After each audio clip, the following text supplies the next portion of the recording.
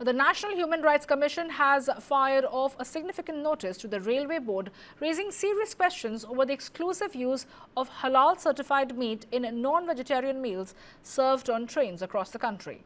Now, the Commission, acting on a detailed complaint, has observed that restricting meat supply to only halal sources prima facie amounts to a violation of human rights. The NHRC bench, led by member Priyank Kanungo, has gone further, stating that such a practice directly impacts the livelihood of Hindu scheduled caste communities and other non-Muslim groups traditionally involved in the meat trade. According to the notice, the railway as a government agency cannot be seen endorsing a system that restricts the food choices or sidelines any community.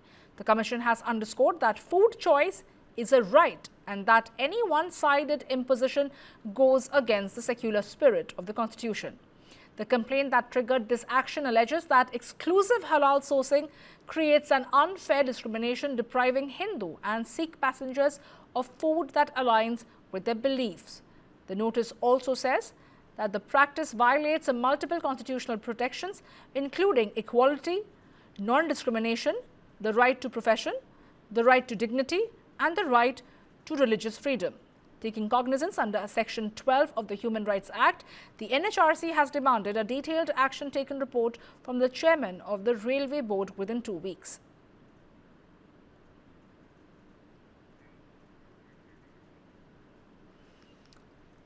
Well, this has been a controversy waiting to happen, because as far as the halal indication for non-vegetarian food option is concerned, that was objected to earlier as well. But now officially the Human Rights Commission has fired off a significant notice to the Railway Board, raising concerns over the question pertaining to halal certified meat in non-vegetarian meals served on trains across the country. The NHRC member Priyank Kanungo is joining me right now to get us more details and tell us about what he feels. Well, good afternoon and thank you for taking out time and joining me over here. Kanungo, ये बताइए जी, आप किस हिसाब से देखते हैं ये हलाल सर्टिफिकेशन को? ये पहली बार किया गया है, ट्रेडिशनली पहले कभी नहीं होता था। आप सेक्शन 12 का दावा कर रहे हैं, आपको लगता है कि कहीं ना कहीं ये एक अनफेयर प्रैक्टिस है जो रेलवेज, जो एक गवर्नमेंट की संस्था है, वहां पे ऐसा होना अलाउड नहीं है? देखिए, मैं आपको पहले ये स्पष्ट कर दूं कि ये जो नोटिस हमने जारी किया है, इट इज नॉट अबाउट हलाल certification, it is about the process of halal to prepare meat for selling in the railway. हमारे पास जो शिकायत है बड़ा स्पष्ट रूप से ये कहती है कि रेलवे में जो मांस बेचा जा रहा है विभिन्न खाद्य पदार्थों में, वो हलाल प्रक्रिया द्वारा तैयार किया जाता है।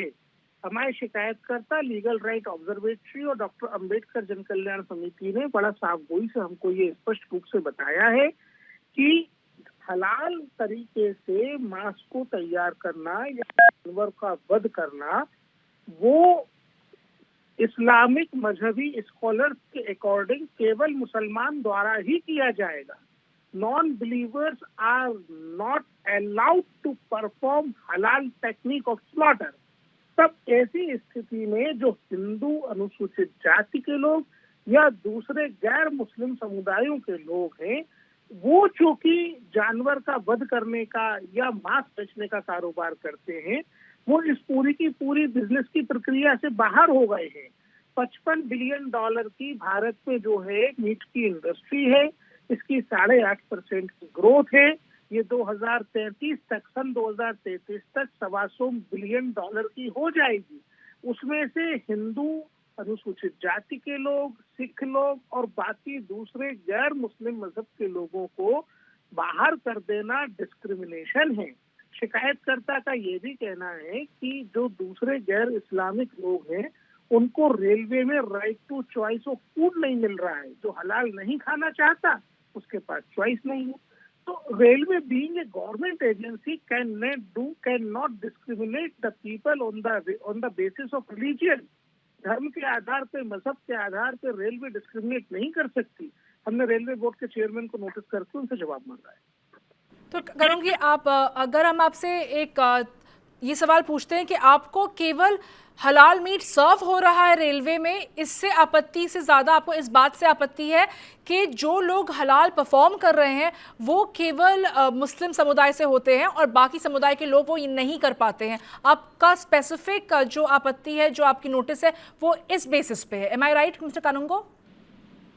डेफिनेटली हिंदू अनुसूचित जाति के लोगों की आजीविका का अधिकार इस आधार पे छीना जा रहा है और मुझे इससे आपत्ति है।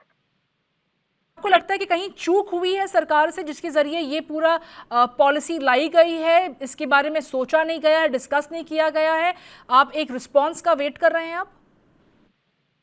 Definitely we are waiting for a response from railway.